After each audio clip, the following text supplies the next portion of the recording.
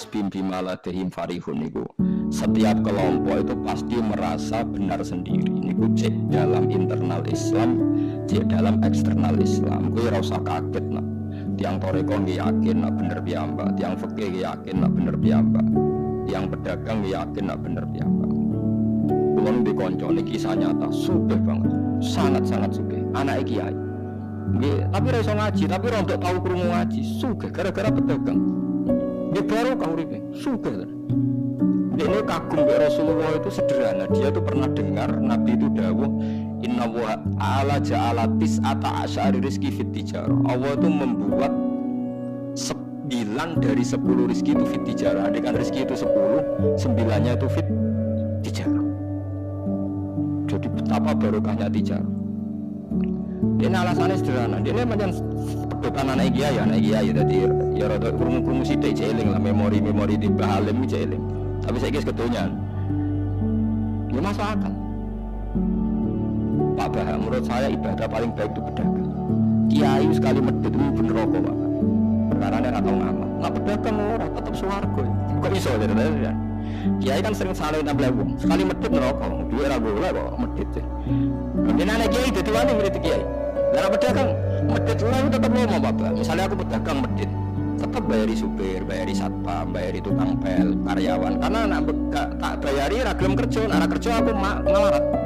Jadi pedagang medit lah kan tetap bayar UMR kan. Jadi pedagang merasa medit Bapak, belum ragilem bayar. Mulane barokah untuk rezeki songo itu. Ya medit itu praktek nonton dene, tapi dene ada keyakinan medit itu tetap barokai. Dan saya setuju Bang dengan pendapat dia. Ada kanca-kanca yang meragimi iki, anggap pengen medit barokah itu dagang. Misal gue bayangan medit lah, asal tetap bayar gaji loh, gue mau nang meditnya kebablas. Loh gitu pedagang, gue sama medit asal bayar gaji kan baru kau tuh. Artinya simbiosis rezekinya akan kemana-mana kan. Saling ke bis, ayo bayari supir, ya, kernet, tukang cuci, mobilnya waya ngetapoli, waya nyervis, bengkel, itu berapa sistem rezeki?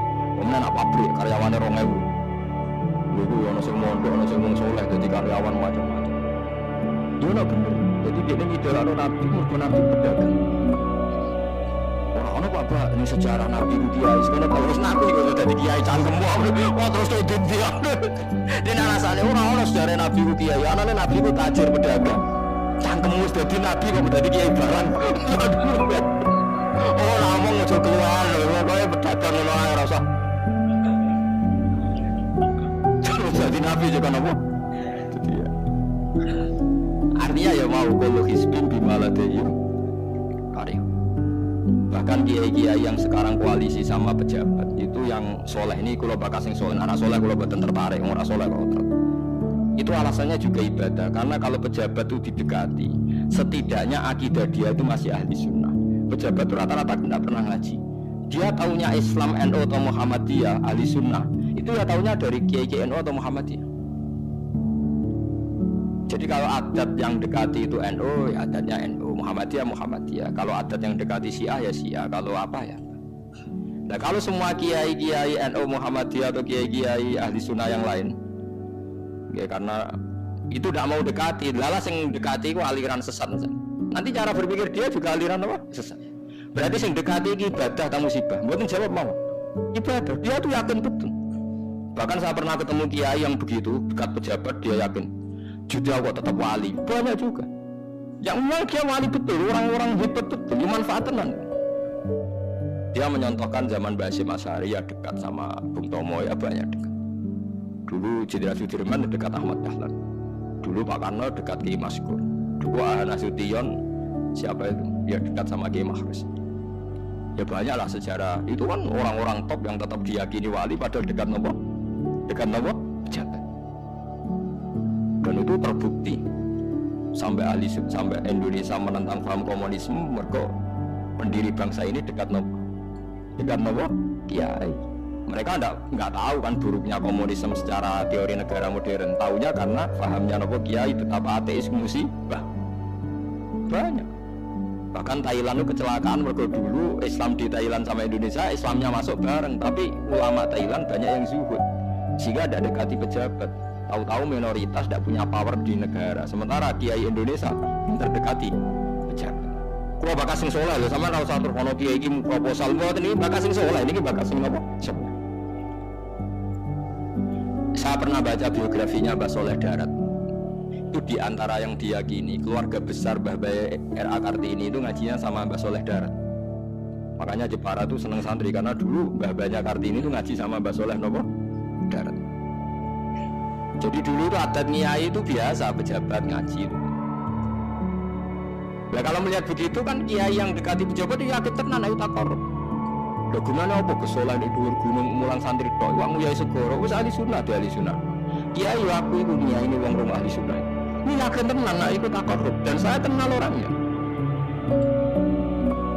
Ya, artinya nggak apa-apa kalau dia begitu nggak apa-apa. Bolak-balik kullu hisbin bima ladayhim. Dia nyontohkan itu di Syiah di Iran. Iran dulu ahli sunnah itu banyak. Tapi ketika penguasa itu lebih dekat tokoh-tokoh Syiah, lama-lama jadi negara Syiah karena wilayatul faqih itu dipegang nopo Syiah. Dulu Arab Saudi tidak semuanya Wahabi. Gara-gara pendiri Abdul Aziz itu setelah ada revolusi menang Abdul Aziz, Ali Saud istilahnya. Ali Saud itu dekat dengan Abdul Wahab. Lama-lama jadi paham nopo Wahabi karena Abdul Wahab sama Ali Saud itu dekat. Makanya sekarang diarani Saudi Arabia. Sebenarnya jeneng Saudi itu ilegal, itu nama pribadi. Tapi karena dia penguasa Arab, lama-lama jenengnya Arab nopo Saudi itu Ali Saud. Nah sekarang punya anak Fahad Abdullah itu dulu bin Abdul nopo Aziz. Sekarang turunannya habis tinggal yang sekarang ini, kalau nggak salah ya, yang sekarang jadi raja itu mungkin adik terakhir. Setelah itu generasi ketiga berarti ketiga. Lah ngomong alim seneng ora tahun mending di ning Arab, tapi gak gelem muni Saudi. Perkarane rontok negara aja diakoni wae mbae. Jadi muni Arab Saudi padha karo muni Indonesia Soekarno ngoten. Muni padha karo menapa Indonesia Soekarno. Dari Arab Saudi jenenge Arab tok asline, cuma gara-gara revolusi politik ditambahin apa. Jadi sehingga kesane nek ora turunan Saudi gak iso. Dari situ dirojo dadi Ali Saud, napa? Ya iya cuma melok-melok ngomong paham wis pokoke ben ro. Artinya apa? Dari sekian contoh itu betapa pentingnya ulama ahli sunnah dekat pejabat dan bisa mensunnikan. Nyatane tenan. Kados pilpres kemarin mbok suni mbok ora iku wae calon presiden selawatan tenan. Mergo dene ngerti trene saiki napa? Mbok latihane gapan ya ora ro, tapi kan terus masal. Lebetin ini memang teori itu sama-sama mungkin benar. Begitu juga teori tuku tanah ini pulau contohkan. Zaman saya kita bedai. Ono tanah pinggir Ratan, pinggir Malioboro misalnya. Pinggir Malioboro. Mustafa Baruchen itu ahli dakwah terus ngandani. Niki ampun nggih maksiat itu dosa. Jenengan cangkruk temu mriki katokan cekak wong wedok maksiat dosa. Nek ra cepi. Kamu siapa kok berani? Lu siapa kok wani ngeloroi aku? Jajal misalnya Mustafa Suga di desa miliar baru 1 triliun tanah ning kono iku dituku kabeh. Bareng ngono ana wong katokan cekak maksiat ning kono.